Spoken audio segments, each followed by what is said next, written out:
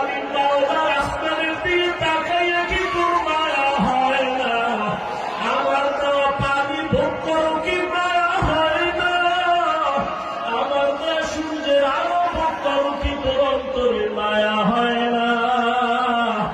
যে তোরে টাকা দেয় খানা দেয় তার জন্য তোর দিলে এত মায়া, আর আমি আল্লাহ তোরে এত সুন্দর কণ্ঠ দিয়েছি,